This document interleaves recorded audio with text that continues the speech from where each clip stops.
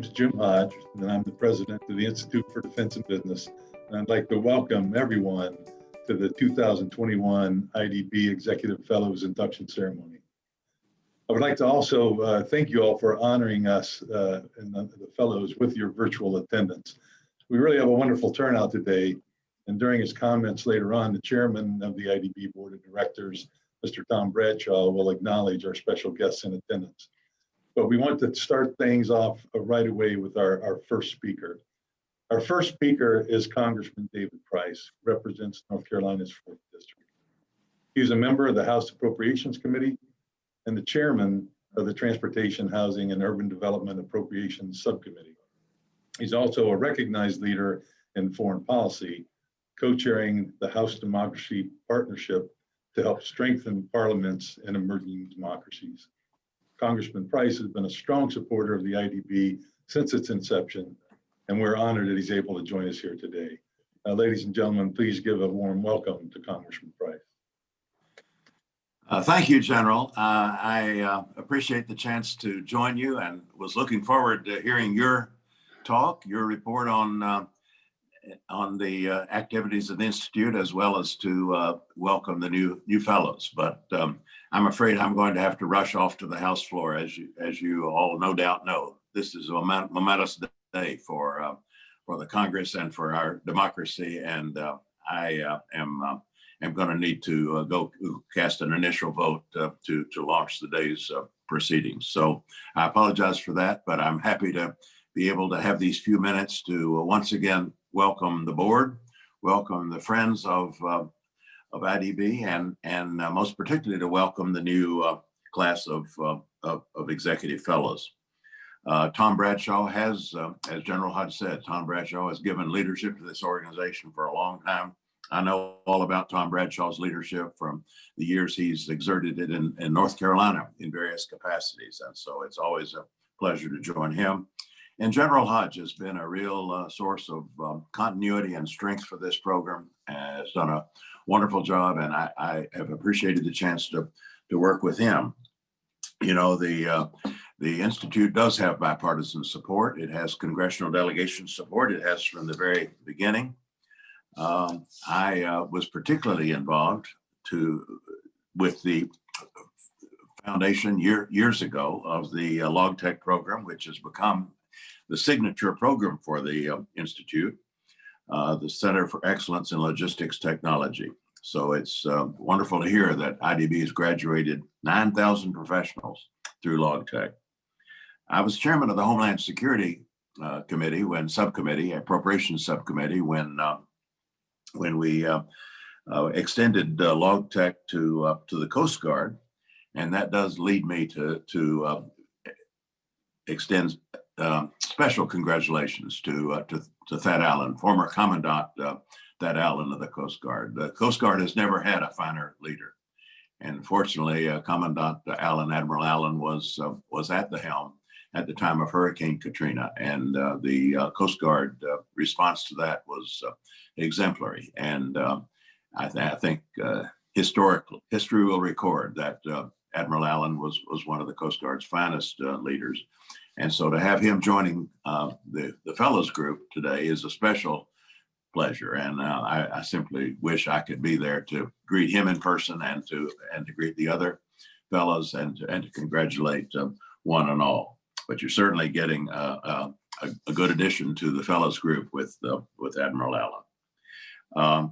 I'm going to need to cut this short. I did want to say something about the other programs of the Institute, and to commend you for the way you kept going in the circumstances that this pandemic poses. I do specifically want to say, though, that the program that you have there in Chapel Hill, it's the fellows that have come into the Strategic Studies Fellows Program at the business school there in Chapel Hill. That has brought in a really outstanding group of mid-level officers who are getting invaluable days of training in the nature of the political system, a number of policy questions, the kind of broadening and deepening that will make them better officers and make them better able to execute their obligations. That program has I don't know how long it's gone now, but I know I've spoken to class after class, and it is always a pleasure. It's always heartening to see the quality of these young men and women, and to understand the contribution that IDB is making to their professional development. So this is a great occasion every year. It's one that I hope next year we'll be doing in the usual way in person. But in the meantime, we're all making the best of the situation, and you've certainly got an outstanding group of executive fellows coming in, and so congratulations to everyone who's been a part of this. And I will leave you now, but leave you with best wishes and profound thanks for the contribution this organization and everybody associated with it is making to our nation's security. Thank you, one and all. Thank you, Congressman Price. We very, very much appreciate you making the time, especially on a day like today where we know that your focus is elsewhere. We really thank you again. Thank you, sir.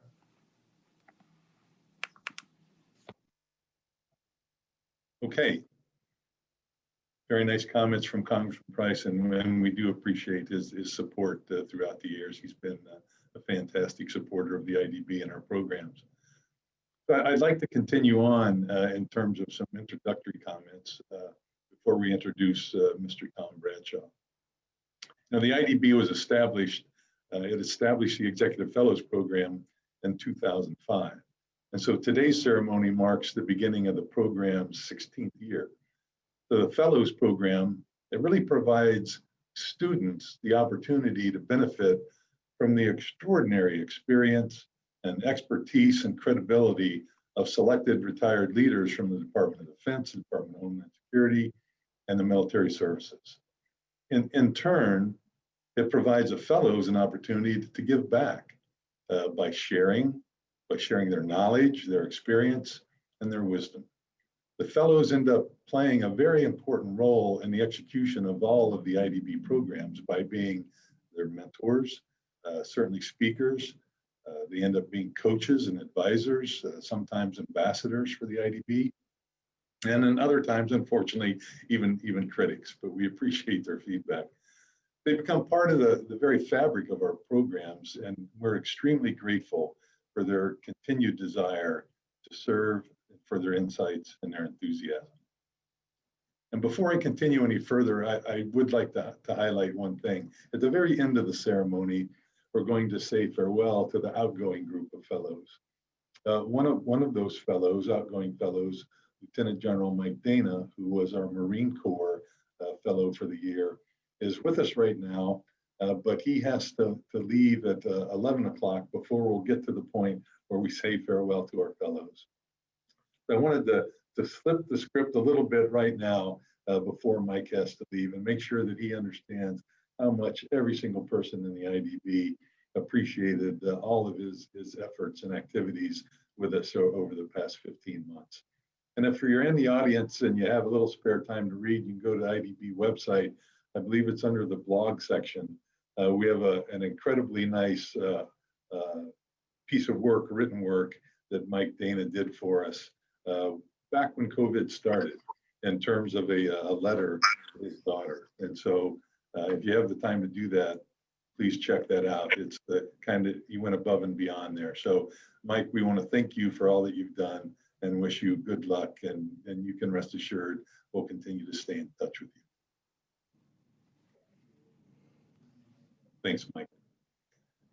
So before we begin the introductions and the induction of our 2021 fellows, you're going to hear from another distinguished speaker. You already heard from Congressman Price. Would now like to have Mr. Bradshaw speak with us. A quick introduction for Mr. Bradshaw. He's none other than the former statewide logistics coordinator and secretary of the Department of Transportation for the state of North Carolina.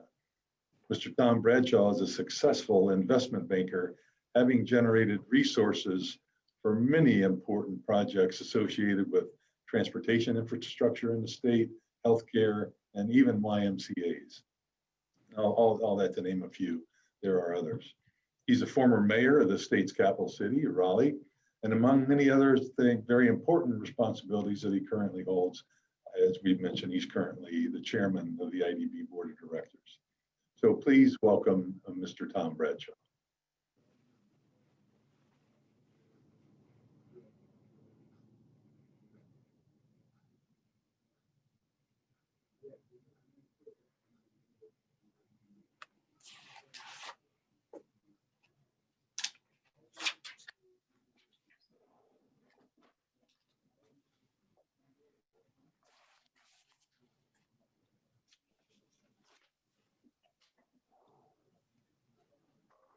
I'm not hearing anything. Mr. Bradshaw, are you with us?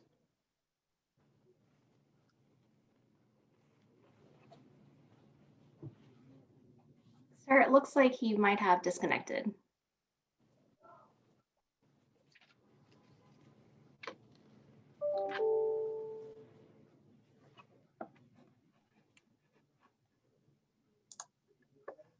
Okay, those kinds of things happen.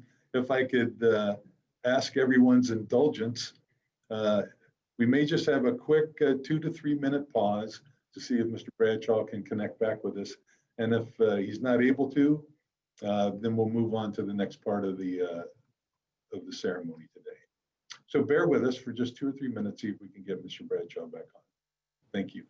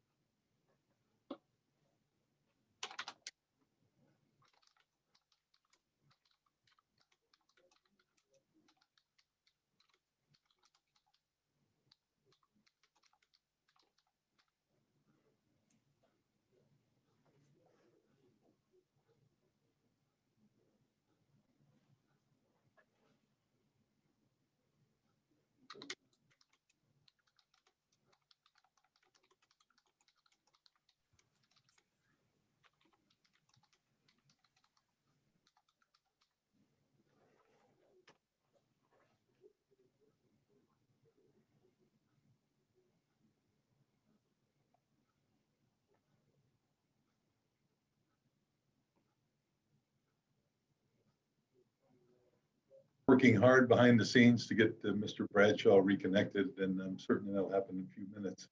But rather than keep everyone waiting before we get to the introductions, there is one other thing that we wanted to do before the introductions, and that is to talk briefly about General Bill Tuttle and the Tuttle Award. If we could share the screen, please. Thank you. The Institute for Defense and Business, the IDB, established the General William G.T. Tuttle Jr. Award in 2011. And it's presented annually to an IDB alum who then demonstrates the best return on investment to their organization by successfully applying the principles and the tools and the lessons learned in an IDB program. The award serves to recognize and honor the exceptional accomplishments and leadership demonstrated throughout the career of one of the Army's premier logisticians. General Tuttle served for 34 years, retiring as the commanding general of the Army Materiel Command. And following retirement, General Tuttle continued contributing to our nation in both the private and the public sectors. General Tuttle played a key role in the establishment of the IDB and remained a staunch supporter of our organization and our programs. As the photograph shows, he particularly enjoyed presenting the award in person. Unfortunately, General Tuttle passed away at his home on November 9th, 2020. So the IDB takes this opportunity to publicly acknowledge his leadership, his contributions, and his support. He will be greatly missed, but never forgotten, and we will continue to present the award in his name. Okay. And I'll just check back with Mission Control and see if we've been successful in getting Mr. Bradshaw connected.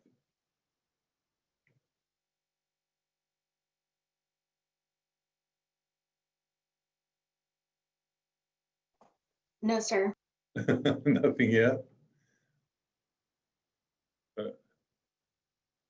Oh, there we go. There we go. I can see that he's connecting to audio right now.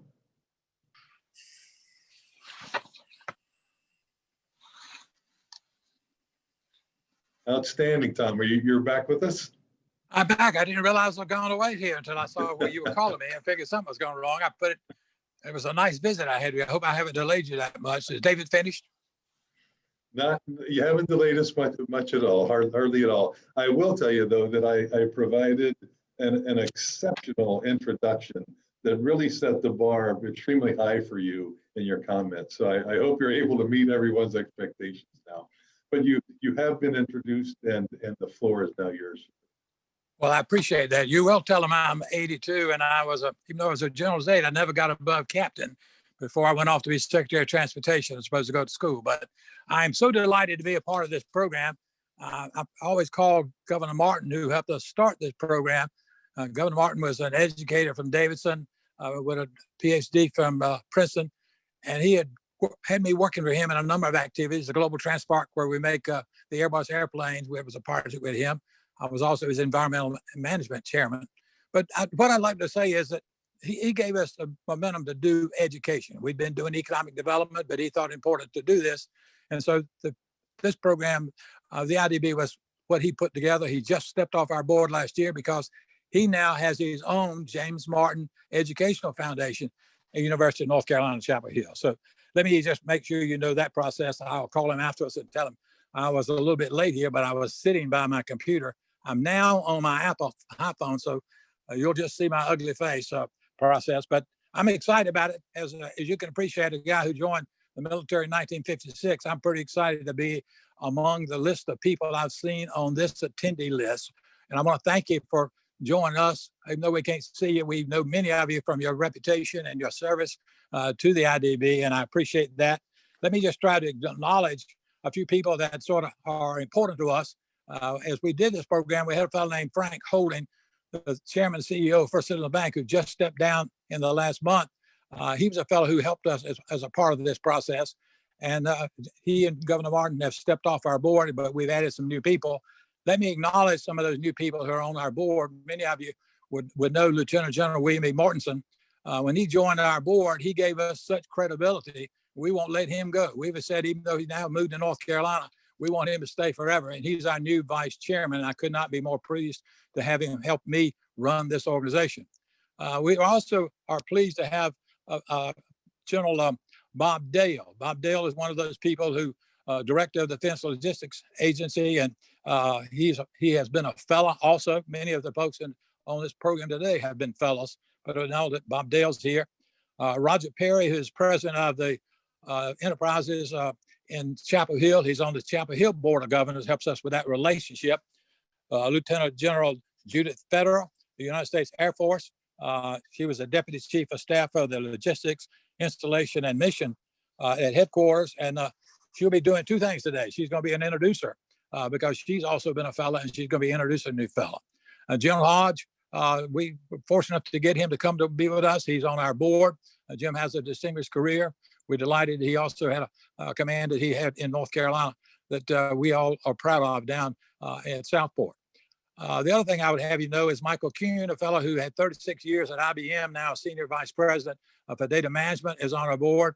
And Bill Fields, our newest board member.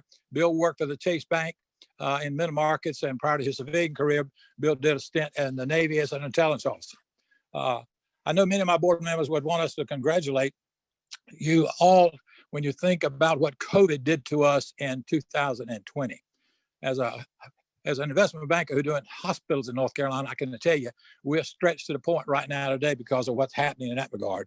When I think about what happened to us in May, and when we had to sort of regroup, evolve, and develop an entire new strategy, new portfolio to do our programs, all of our fellows who had signed up gave us real time, effort, and energies, and above and beyond the call of duty to do those kind of things. And they helped us in so many ways. The other part I would say to you is important that Major General Rodney Day Fogg, the Commander General at CASCOM, and Mr. John E. Hall, the Deputy Commander at CASCOM, they were most helpful in our process. And from the Air Force, Mr. Richard Lombardi, the Deputy Undersecretary of Air Force Management, and also from the Air Force, Colonel retired William Bro Gautier. From the U.S. Navy, Rear Admiral Trent DeMoss, the Vice Commander, and Mr. Roy Harris, and the FRC East Commander, and Captain Mark Nito, who is our own Cherry Point Marine Corps base, was a part of our process. And from the Army Strategic Leadership Division, Colonel John C. Moore. They and also a number of private enterprise companies. We have about 100 companies that work with us as a part of delivering the program.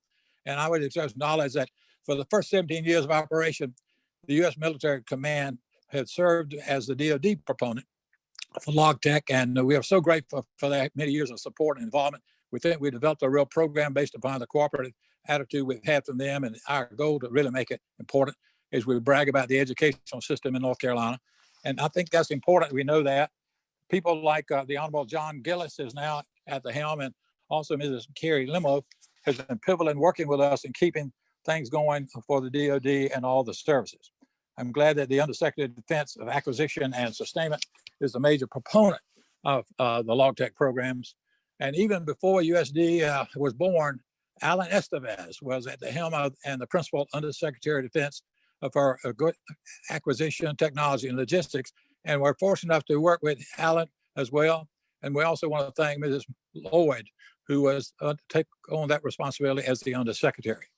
An important component of LogTech is the subject matter expert board. Many people tell us that's one of the real values that have come with this process, where we've had private sector as well as the military people involved in the process. And we're particularly appreciative that this summer we had a valuable insight meeting with Lieutenant General Warren Berry and Lieutenant General Charles Ciotti. Also, the Honorable Jordan Gillis is also an SME member, and Major General Dan Monaghan and Angie Slogan. I think the piece that I really want to say is we're very proud of our University of North Carolina system. At 17 campuses, I was the mayor when we sort of got everybody together with Bill Friday and made it the University of North Carolina, put us all together, and we're proud of that day when we did that process. You will see later on a fellow named Peter Hans has signed your certificate. Peter is a young fellow who worked for Congressman before he sort of come to North Carolina. He's been on the board of governors at Chapel Hill. He is the new president of the UNC system and is a real ally to us in his new role as our partner. Pleased, I think today on our call is the UNC Executive Development Colonel, retired Kurt Lawrence, and Kurt is also an SME member as a part of that process. Of course, I'm honored to be in the presence of so many able people. As I said, as a general says, I look down the list of these people, I just sort of feel good about the world and the U.S. and everything else when I see the quality of people on this program who've been supportive of our being successful. I just want to say our IDB educational experience is an interaction, exposure of the participants that go to these programs. I've been to many of the sessions, and I'm always amazed at what the young people say. They had no idea they would be interacting and getting direct advice and counsel from an admiral or a general or people of that quality that would give us time, effort, and energies they've done here. I just think the sound advice and reassurance in handling the crisis operation, the expertise, logistic acquisition, and operations have just been fantastic. And I can't thank you enough. I'm proud to say I'm a part of this process. I think the most important thing, as I call the highlight of our year, is the introduction of our fellows and done by their friends. And they tell us a lot about the quality of the people who are coming to us. We're appreciative of all the folks who have been a part of this program over the years. And so, Jim, let me turn it back over to you for that proper introduction. I apologize for being a little messed up here, but I'm so proud to be a part of this program. Thank you very much, Tom. Really appreciate your comments and your continued leadership for the organization. Thank you. And now what we've all been waiting for, the introduction of our 2021 IDB Executive Fellows. And allow me to set the stage with just a few additional comments. Each new fellow has selected a colleague to introduce and present them to the audience. So the good news for our incoming fellows is that they don't have to speak themselves. so they can sit back and enjoy the ceremony. I have the honor of then inviting their esteemed colleague to the virtual podium. And then following each introduction, we'll then virtually join the incoming fellow, their colleague who made the introduction, Mr. Bradshaw, and myself on the screen, where we'll capture the moment by taking a photo in the form of a screenshot. So I respectfully request that all others ensure that your video feed is turned off when the screenshots are taken following each introduction. Now, if I could share the screen for just a moment, you can see here, when the ceremony is conducted in person, at the conclusion of each introduction, each fellow is presented with a framed certificate. It's signed by the president of the UNC system, as Mr. Bradshaw mentioned, Mr. Peter Hans. It's also signed by Mr. Bradshaw and myself. And it serves to officially recognize your service as an IDB fellow. This year, the certificates will be sent to you, sent to all the fellows following the ceremony. So we appreciate you waiting on that. And then finally, after we've finished all the introductions and all the new fellows have been presented, once again, I'll ask the staff to assist with a virtual photo. We'll gather all 5 fellows, Mr. Bradshaw and myself, for another photo.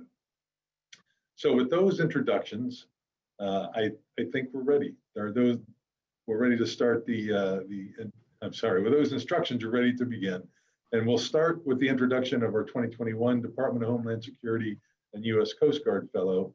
So I'd like to invite to the virtual podium, Admiral Retired Jim Loy. He's the former acting United States Secretary of Homeland Security and the 21st Commandant of the Coast Guard, who will introduce our new fellow, Admiral Thad Allen. Jim. Thank you, Jim, and thanks all of everybody who joined this event this morning.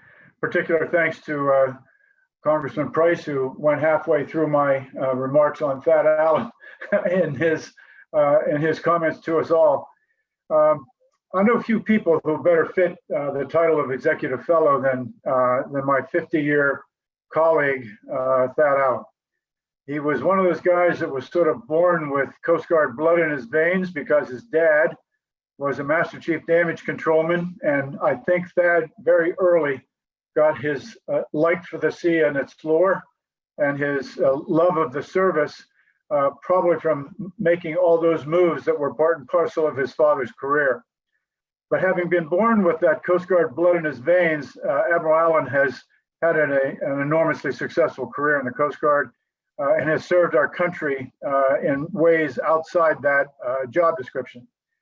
He was recognized early in his career by many of his superiors as a natural leader, a provocative thinker, and a big picture visionary.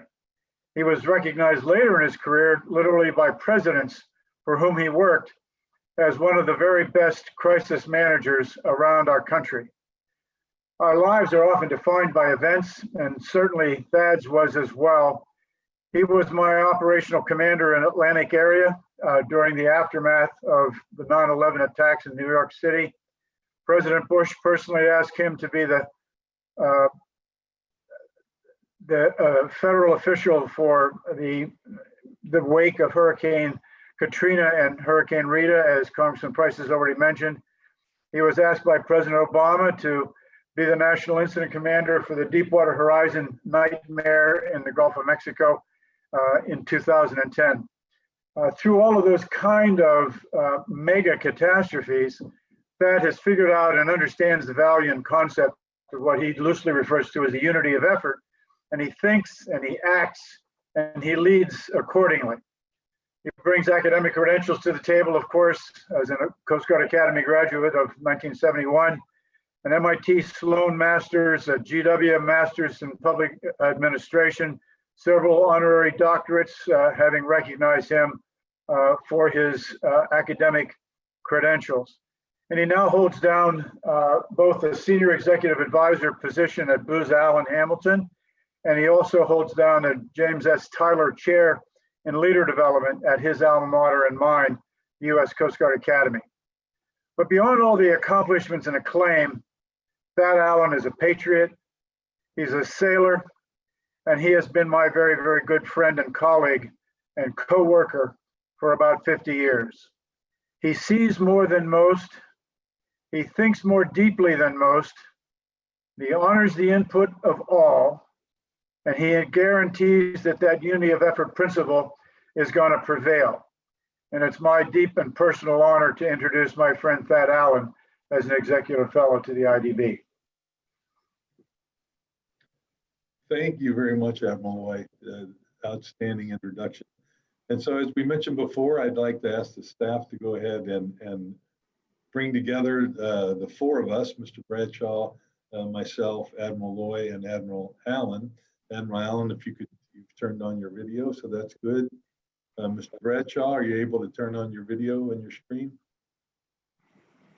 All right, outstanding. That looks good. So what I'll do is again, bear with me.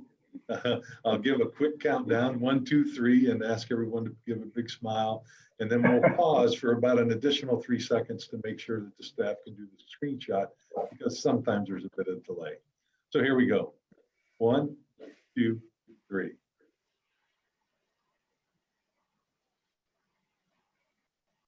Outstanding. I assume they captured that. That'll be a great photo for the future.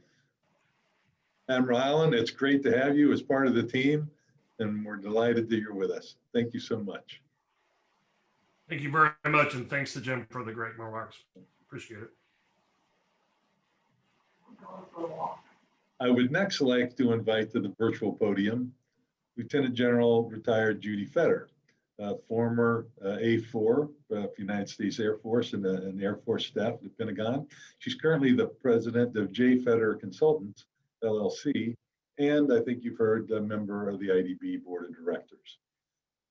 She will introduce our new Air Force Fellow, General Darren Mcdew. Judy? Thank you, General Hodge. It is an honor to be here today to introduce General Darren Mcdew, and you can see from his bio the details of his distinguished service in the Air Force, mobility pilot, aide to the president. He was a commander 9 times, culminating as the commander of US Transcom. And Darren is without peer. And I know I can speak for the Air Force when I say how proud we are to have him as the airman on this eminent member group of the IDB Executive Fellows. And I've known Darren for nearly 20 years, and I want to share some things today that I've learned over the years that illuminate what a spectacular choice he is to join the IDB Executive Fellows. Darren and I first met in 2002 when we were fellow wing commanders, and we were on the Air Force Installation Excellence Award team to evaluate all the bases that were candidates for this award. So along with 4 others, we circled the globe in 12 days evaluating bases. We went from Florida to Okinawa to Germany and back to DC. And let me tell you, you can really get to know someone in a trip like that. And what I learned about Darren is that he is genuine and engaging with military members of all ranks. There were 4 of us wing commanders that were touring, but people flocked to him. And he made every one of them know how important that they were to the mission. And it probably wasn't a coincidence that after we departed each base, Darren's was the face that was on the front page of the base papers. And about 7 months later, Darren and I found ourselves in the same National Security Studies program at Syracuse University, along with peers of ours from across DOD. And what I learned about Darren there is that he is really smart. I don't think that he really studied much because it seems like he was always at the gym, but he was savvy and insightful about all national security matters. And this will require a fact check, but I think that he might have even been the valedictorian of that class. And later that year, we both ended up on the air staff. He was the chief of the Air Force Senate Liaison Office, and I was the executive officer to the Chief of Staff of the Air Force, General Jumper. And what I learned about Darren in that tour was that he and General Jumper are both graduates of the Virginia Military Institute. And there's some kind of secret rallying cry between these fellow rats. Well, early on in my tenure in that job, I was in the staff car picking up General and Mrs. Jumper from the airport at Andrews when they were returning from a trip. And there on the seat was the Washington Post from that day. And their full color photo above the fold was a picture of Colonel Darren Mcdew commissioning his nephew from the U.S. Coast Guard Academy. Mrs. Jumper picked up the paper and she looked at it and she said, "Wow, this is an airman on the Washington Post front page. Who is this?" And General Jumper said, "That's Darren Mcdew. You haven't seen the last of him." Well, 2 years later, Darren and I are in the same 6-week capstone class with our fellow general officers. And we even went on the regional studies trip to South America together.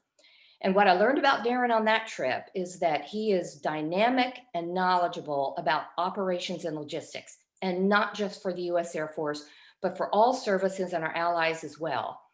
And he may not speak Spanish, and I can attest to that, but he does speak the language of military leaders, and he knows what he's talking about.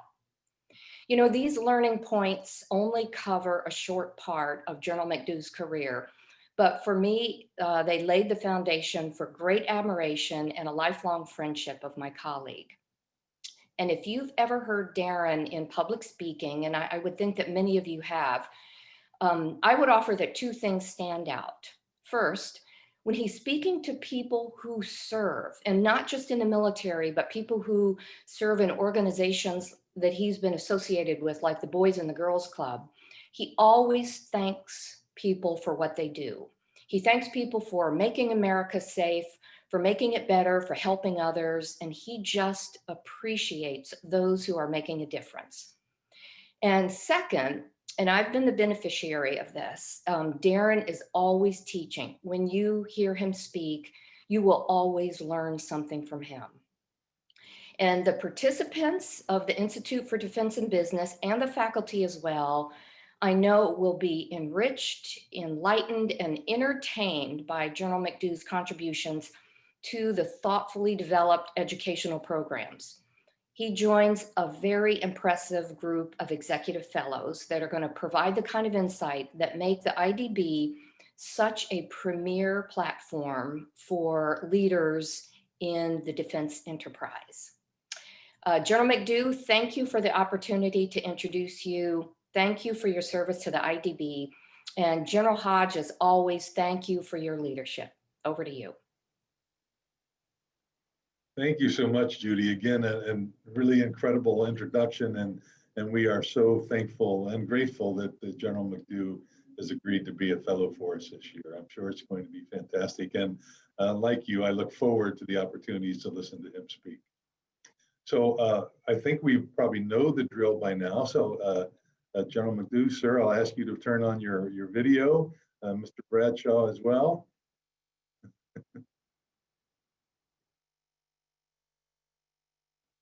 I see you, Mr. Bradshaw. I think we're all here.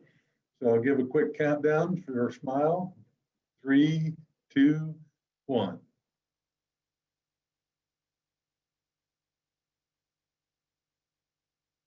And I think we held it long enough. Outstanding. Thanks, everybody. I appreciate it. And again, General Mcdew, welcome. Thank you. And Judy, you're fantastic. And I don't know who that guy is. Outstanding. Next, I'd like to invite General Retired Vince Brooks, the former commander of the United States Forces Korea and an outgoing IDB Executive Fellow, to come to the podium and introduce Lieutenant General Darrell Williams, who will be our Army Fellow for the upcoming year. The one difference here with this introduction is that General Brooks couldn't be with us today, so he pre-recorded his introduction. So I'm going to quit talking and ask that the staff play General Brooks' introduction of General Williams. Good morning, everyone. I'm Vince Brooks. Sorry I can't be on the call live, but I hope this will substitute just as well since we're all virtual anyway. It's my honor to introduce the new Army Fellow for the Institute for Defense and Business. I won't tell you his name yet. I'll tell you that in just a second, but I want to tell you a story first. So here's a story of a master magician who fell into a precarious position. See, his boss didn't know that it wasn't a show, but the work of a skilled logistician. Well, I'm that boss, and I had the opportunity to work with a skilled logistician named Darrell Williams. So let me just tell you a little bit about Darrell, because he's your new fellow. Darrell is a career Army officer and logistician, a retired lieutenant general. He has a great family. He has a wonderful wife, a daughter and a son-in-law, and they are all superstars. So it's a superstar, high-performing house, except maybe Darrell. And it's his job just to make sure that there's food on the table and try to keep up. Now, that's something that Myra, his wife, would never say. And I just ribbed Darrell a little bit about that. He certainly is the king in his house and has a tremendous family, nevertheless, all who are very accomplished and who keep Darrell on his toes and keep him straight and keep him honest. Someone has to do that. Darrell's career is just exemplary. He has been a tremendous logistician at every possible level that can be served in the Department of Defense. And I say that because he wasn't just an Army logistician. He ultimately, in his final assignment, served as the director of the Defense Logistics Agency with a global responsibility for wholesale logistics for the entire Department of Defense, and was involved in all sorts of things that we all read about in newspapers. But in fact, the Department of Defense was involved in those things, and Darrell Williams was involved in those things. So it didn't matter whether he was supporting warfighters on opposite ends of the world or helping to accelerate the delivery of care and assistance to our fellow citizens as the COVID-19 pandemic hit with great force in the United States. And one of my favorite stories about Darrell actually came when he was promoted to Lieutenant General. He asked me to speak on his behalf once before. I don't know why he asked me to do it again, given what happened the last time. But we were on a video call, so it was an electronic medium. And we were right at the point where I was administering the oath of office to brand new Lieutenant General Darrell Williams. And about a third of the way through, the video went out. It was 2 o'clock in the morning in Japan, where I was doing it from, and he was in Washington, D.C., at Fort Belvoir, Virginia. And suddenly, in the middle of the oath, my part of the video goes out. And so as I'm frozen there, Darrell very calmly and collectedly continued with the oath and completed it, of course, as he should, without any assistance or any aid or any prompting. And it's like no one even knew that that wasn't planned. In fact, it was a crash, and I was trying to find a new way to get into the conference to finish off the event with Darrell, but it was perfectly smooth. And that, ladies and gentlemen, is Darrell Williams, a master logistician, a great family man, a tremendous friend and teammate, and cool, calm, and collected under pressure. You're going to love him as your Army fellow this year. Rely on him heavily and draw some of that great magic out of him. But thanks very much for letting me introduce him. And please welcome Darrell Williams as the new Army Fellow. Thanks a lot. And thanks to the IDB team for great support and great teamwork. And it's going to be a great program in 2021. You sure made it happen in 2020 in spite of all the challenges. Good luck in 2021. Take care, everyone. God bless.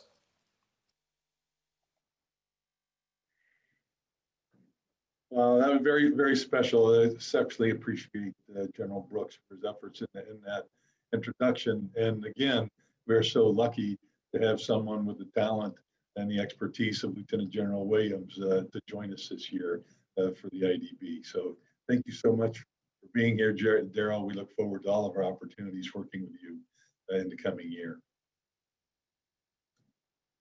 Next, I'd like to invite to the virtual podium Lieutenant General retired Mark Faulkner. held the highest positions possible in the Marine Corps associated with logistics.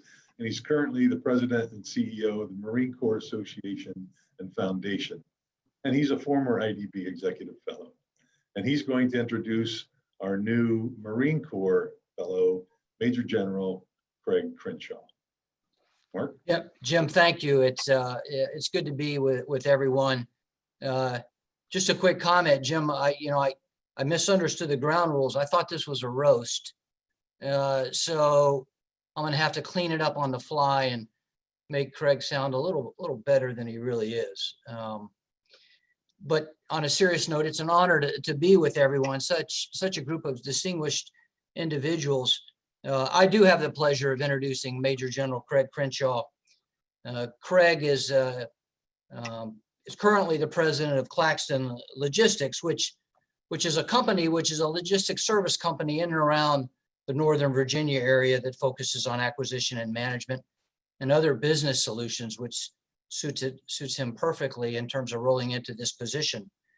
As mentioned earlier, he's got big shoes to fill coming in behind Mike Dana as the Marine Corps Executive Fellow, but I am convinced that he's more than up for the challenge. Distinguished 34-year career in the Marine Corps. He's done all the right things between command, professional development, combat, all the things you would expect of a Marine logistician that has risen to the top of his game. What I'd like to do is to zero in on 5 assignments in particular, without reading his bio to you, and just to pull out just extract a couple things that I think will directly translate over into this next year as an executive fellow. And it's interesting too that several of these Craig has followed right behind me, and I'll talk to that in a minute as well. Early on in his career, he worked as a program executive officer for cruise missiles and UAVs, unmanned aerial vehicles, where as a young major, he acquired some valuable knowledge, really focusing in on the role that technology and innovation mean to business, and built on that throughout his career. The next assignment that I'll highlight is, as many as the folks on this call have been to, he was a student at what used to be the Industrial College for the Armed Forces, of course, what is today the Eisenhower School, where in addition to taking away a lot of information in terms of how to think strategically, just an appreciation for the global industrial base and its role in support of national security. Came away from there, of course, with a master's degree in national resource strategy. And really, that's the first tour that after I graduated from ICAF, Craig rolled in right after me. The third one I'll point out is, you can't avoid the Pentagon if you stay around long enough in our services. And the Pentagon, the Marine Corps reeled Craig in early at the Installations and Logistics Department, where Craig was responsible really for ground equipment readiness of the Marine Corps. All things associated with accountability and audits, everything that, regardless of whether you're in the private or the military sector, your response, there's a component of it that's applicable. But also in terms of, I would argue right here in this tour, got an appreciation for the importance of information and data and the accuracy of it to informed strategic decisions. As part of his efforts there at Headquarters Marine Corps, his fingerprints were on really the new ground equipment maintenance system that exists today, which is the Global Combat Support System Marine Corps, which Craig had a large role in supporting.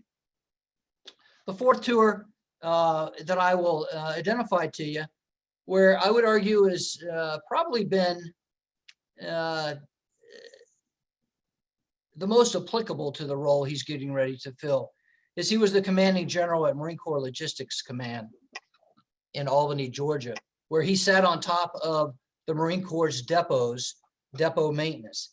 In addition to other things, not only managed an $800 million budget, had over $17 billion worth of installations that he was responsible for, but also a 5,000 person workforce that had a mix of military and contracted individuals that he was responsible for. All the things associated with that, things that Darrell Williams know very well in terms of relationship with the Defense Logistics Agency, managing inventory, supply chain management, putting in place relationships with private industry and academia, which he did all, and he did it exceptionally well. Craig came in behind me in Okinawa to be the commanding general of 3rd Marine Logistics Group.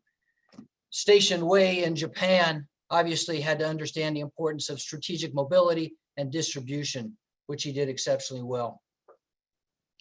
And I'll end with this, his final tour, where he was responsible for a different kind of inventory, a personnel inventory, really the manpower management of active and reserve personnel, Marines, over 250,000 of them, where they were assigned throughout the Marine Corps. And I would offer there is, you got an appreciation for the importance of continual professional development, which is largely what IDB is all about in terms of education. And Craig did it superbly. It's interesting that, as I mentioned, as I kind of wrap up, he came in behind me in Okinawa, came in behind me at Industrial College for the Armed Forces, even at Headquarters Marine Corps. And Commandant, as I talked to the Commandant later, he said basically, Craig was the Faulkner cleanup crew, where Craig came in behind Mark Faulkner and took it to the next level and cleaned up my mess. But on a serious note, the soft skills, Craig's humility, his communications ability, he's a people person. He's just going to be tremendous as a trainer, a mentor, and a coach at IDB. Finally, Craig's been known to enjoy a good cigar and an adult beverage. So as I look forward post-COVID, I can envision Craig out there sitting by the fire with some of the IDB students, really talking about some of his experiences and really coaching and mentoring them without them even knowing it. Craig's going to be tremendous, a tremendous addition to a very prestigious 2021 IDB Executive Fellow team. And you're lucky to have Craig Crenshaw. Thank you very much. Thank you, Mark. Again, another fantastic introduction. We very much appreciate it. And General Crenshaw, so lucky again for us to have you with us serving of the next coming year. So as we have in the others, if I could ask Mark to leave your video on. Craig, you have yours on, and Mr. Bradshaw, if you could turn your video back on.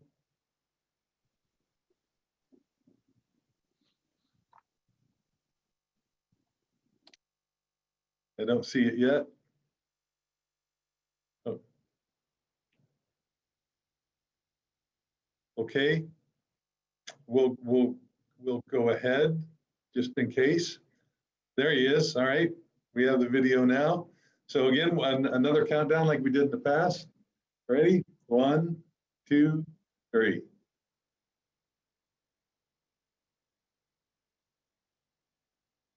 And there we go. We held it long enough. Thank you so much for that introduction. And Craig, again, welcome. Outstanding. And Thank you very much. Thank you, Craig. And I did, I don't want to call it a mistake. I intentionally didn't get a photograph after General Williams' introduction. And I'll explain that. Primarily, we served together in the past. And I noticed that any pictures that we took together, he's just better looking than I am. And he always made me look pretty sad. So I said, okay, I just won't take a picture with him again today. But that's just not right. So we need to get the picture taken. So Daryl, if I could ask you to turn your video on, and I do apologize for forgetting to take it when we get you there to start with. See, I can't compete with that. That's one good looking man. All right, here we go. Big smiles. 3, 2, 1.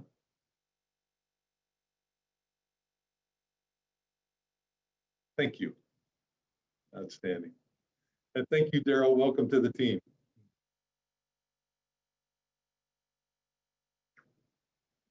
Outstanding.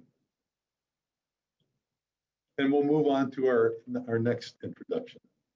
In this case, I'll invite Lieutenant General retired John Broadmeadow to the virtual platform. So Thanks, John's Jim. a former director of the Marine Corps staff and deputy commander of the United States Transportation Command. And he'll introduce our next Navy fellow, Mr. Mike Madden. John? Thanks, Jim. I appreciate it. I think that is the first time that I've heard Lieutenant General retired in an introduction so far. So thanks for that. It really is great to be here with so many good friends. When I was asked to do this and was given the list, not just of the introductors, but also the inductees, I was really pleased to see a list of some really good people. I'm very happy to be on here with it. But I'm particularly pleased to be here to introduce Mr. Mike Madden as a fellow for the IDB. I've known Mike for a number of years, but most especially since 2013, when I was very fortunate to become the commander of Marine Corps Logistics Command. And I appreciated Mike's comments about how important that job was when Craig took it. And it truly was a very fortunate opportunity for me. Mike was a very long-serving executive deputy when I took over. And he became not only a very important professional colleague, but a very personal mentor. And he and his wife, Ruth, have become very great friends of Karen and I. Last year, Mike retired as the Vice Commander of Naval Supply Systems Command, and Karen and I were very pleased to be able to attend that retirement ceremony because it was exactly what you want to see in a retirement. Going ashore from a place that's been a significant part of his professional career was important. But more importantly than that, it was attended by lots of colleagues who had traveled from long distances to be there to say farewell and thank you. It was a true testament to Mike and Ruth and their years of service. NAVSUP was a fitting final tour for Mike.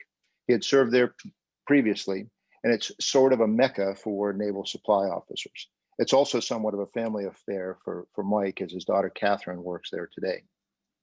In order to do justice to his time there, I asked Vice Admiral Michelle Skubik, who's now the commander of DLA, but that was then the chief and the commander of NAVSUP when Mike retired. And here's what she had to say. As the vice commander at NAVSUP, Mike's technical expertise in supply chain management, financial management across the logistics spectrum went without question. But the area that Mike excelled at beyond that was people management. He often said, you can't do this job without caring immensely about the people. If it isn't a real labor of love, a leader will fail. He mentored and shaped upcoming leaders well beyond the SCS level. And as personnel issues arose, as they are wont to do in such large organizations, he viewed getting to thoughtful resolution a personal imperative. I'm going to echo some of those thoughts in my reflections about Mike later on, but I thought Michelle's comments were dead on and exactly why Mike is the kind of person that we want to see come to IDB. That final job was really the culmination of a career spent in naval logistics. Mike joined the Navy from the Citadel in 1979. He spent a lot of his years in some real tough jobs, both at sea and ashore. He was a disperser, a comptroller, ship supply officer. Mike and I spent lots of time discussing the lessons he'd learned from that time in his career. I was a beneficiary of many sea stories from that time, as I'm sure Craig Crenshaw can attest to as well. You can imagine just how riveting it was spending hours discussing the intricacies of accounting practices in the acquisition community. I really learned an awful lot from Mike in that regard.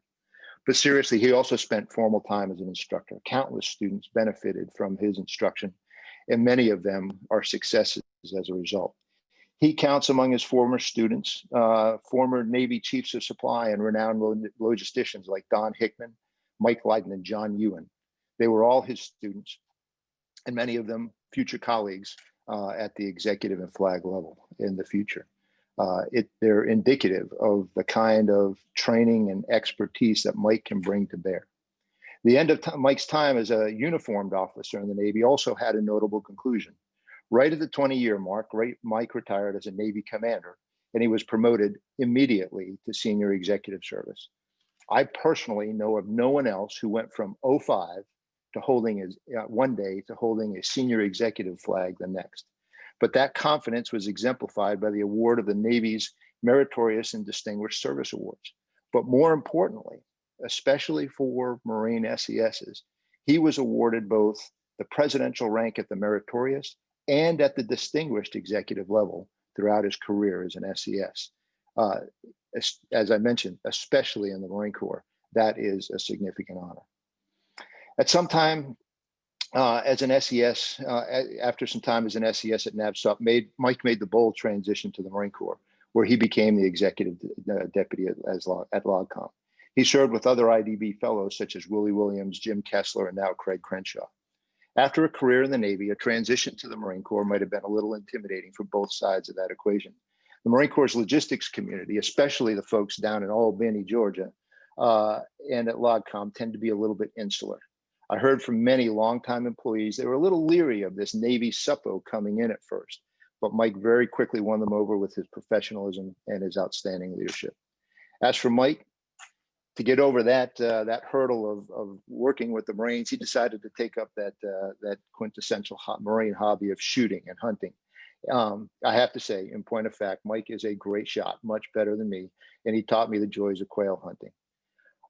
But I do have to relate a story that I heard from both Hal Gobin and Ron Wilson, two of his longtime employees, who talked about one hunting trip where after a day of hunting and before they got to the beverages, I hope, their host offered them a chance to fire a flamethrower.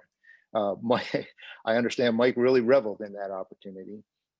And Hal happened to mention that Mike giggled like a girl every time he got to shoot that flamethrower. As an executive deputy, Mike brought many things to that job. One was as a graduate of the Citadel. One of the other commanders, Major General Chuck Hudson, was also a graduate of the Citadel. And it just so happened that at that time, our chief of staff and our sergeant major were both Texas A&M grads. So you figure the entire command deck were both military school grads. But Mike's one failing is his overwhelming loyalty to the Citadel, because I'm firmly convinced that Mike took he and Chuck's parking spots and put them much closer to the building than those Texas A&M spots, who were relegated pretty far away. It took a Norwich grad, me, to come in and break up that Citadel cabal. General Mcdew, unfortunately, no VMI grads have, to my knowledge, have yet taken command or been the executive deputy at LOGCOM. Maybe one of these days we'll have to get a VMI grad down there. Some things I want to particularly point out, though, about Mike, and some of the things that I walked away from our time together that I think are pertinent to IDB. One is his deep knowledge and respect of the logistics profession. He uses every bit of that expertise every single day to improve readiness for Marines around the globe. We were in the middle of the biggest retrograde out of Afghanistan when I was out there. And I was a fortunate recipient of the plan that Mike had crafted to ensure that highly complex undertaking was done fully and effectively. Mike made sure that through many commanders through that effort, that he maintained continuity of not just the retrograde itself, but ensuring that equipment was made ready for every single Marine out in the operating forces. Mike demonstrates a strong desire to do the right things and to do them well. He studies incredibly hard, and he works very hard to implement the best practices possible. One key example, he put in place a robust and highly effective human resources plan at LOGCOM that ensured all hires and all our HR actions were appropriate. It is without a doubt the best HR program that I have witnessed in my 37-year career.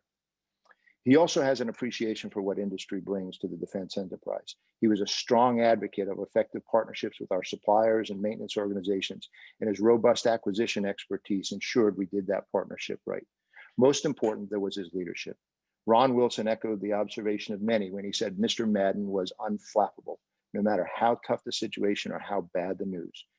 But beyond just being a leader, he was and remains a real true mentor. Whether he's talking to two-star generals or the brand newest civil servant, everyone at LOGCOM and everyone everywhere he's been, I'll maintain, has benefited from his hard work and his willingness to selflessly give of his time and effort. With all that he has to offer, I think Mike Madden is an excellent choice as an IDB fellow, and I congratulate Jim Hodge and the leadership of IDB to select my friend as one of this year's fellows. Mike, thanks for the opportunity to introduce you. I really appreciate it, and you really truly belong in this professional organization. Jim, back to you. Thank you, John, very much. Another wonderful introduction, and And I'm glad you weren't introducing me, because that's a lot to live up to. My Lord, what a career you've had. That's wonderful. I would ask John that you stay on, and then if you could join us. Mike, thank you very much. Mr. Bradshaw, are you able to join?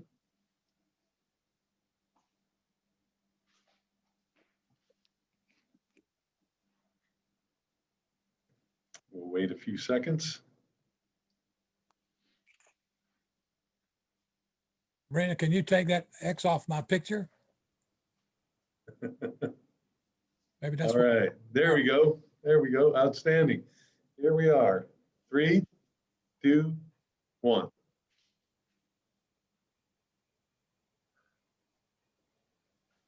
Very good. I think we probably captured it. Outstanding. Welcome, Mike. So glad to have you on board with us. That's fantastic. Thank you, Jim. John, thank you for your comments. Ladies and gentlemen, it's great to have our new fellows on board, and I know they can't hear it, but how about a big round of applause, loud enough that they could hear it anyway. Well done, absolutely outstanding. Now, at this point, as I mentioned before, I'd like to ask the staff to assist taking a group screenshot with Mr. Bradshaw, myself, and all 5 of the new IDB Executive Fellows for 2021. So if I could ask you all to cut your feedback on.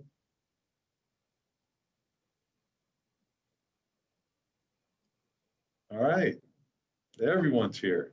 Outstanding. I take it that the staff is ready. I'll give the countdown again. 3, 2, 1.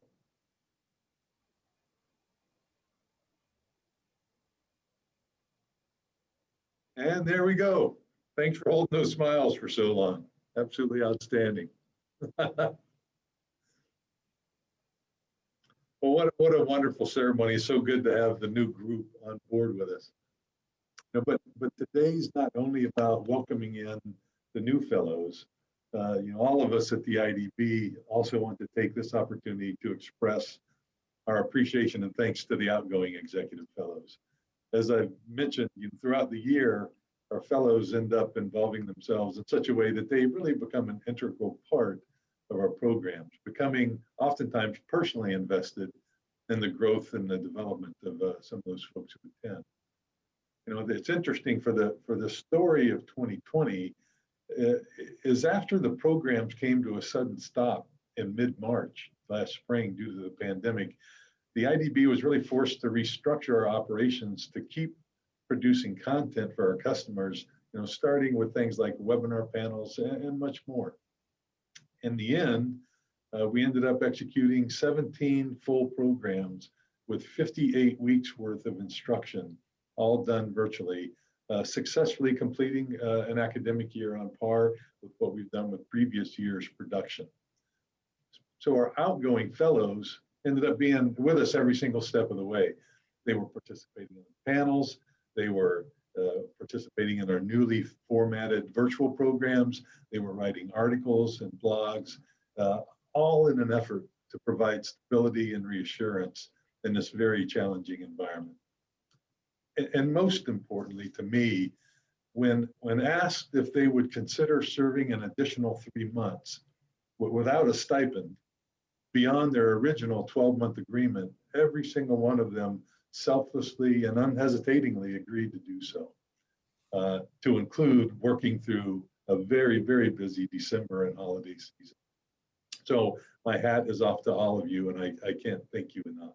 The 2020 cohort of IDB fellows received tremendous reviews and feedback from each and every program in which they were involved.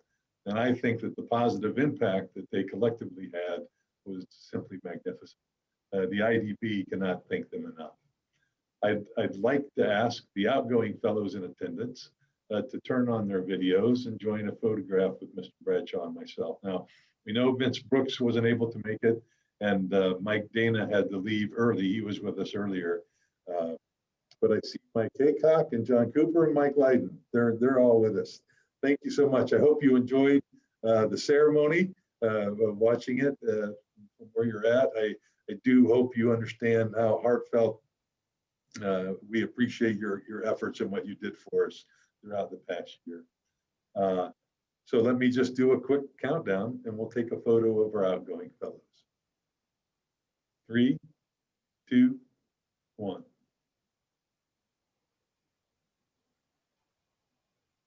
Outstanding. Thanks, John. Thanks, Mike. Thanks, Mike. Outstanding job. If I could ask for the staff to share the screen.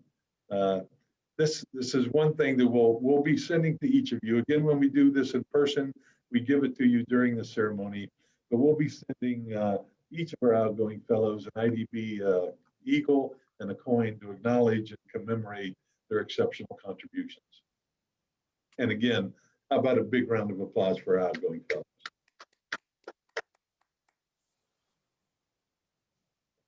Thank you so much. And that completes all the things that we wanted to accomplish in our ceremony. Welcome to the new fellows. Mr. Bradshaw, would you please close out the ceremony for us? Well, first of all, Jim, that was a great program, and I think you've certainly picked some top people to be our new fellows. Let me say to those fellows who were with us last year, that extra effort you gave to us, we noted. Your participation sort of set a record for what you did. Thank you for that. And to the new fellows, let me say I look forward to the time to catch up with you in Chapel Hill when you come for our classes. When we go back also next year to do this at the Army Navy Club for all of you. Always have been impressed how many people come to this program, and it's a real sad thing that we're not doing it this year, but I'm confident we'll be there in 2021. So thank you very much for your participation. Very proud of you, Jim. Thank you. Thank you. And thank everyone. That concludes our ceremony.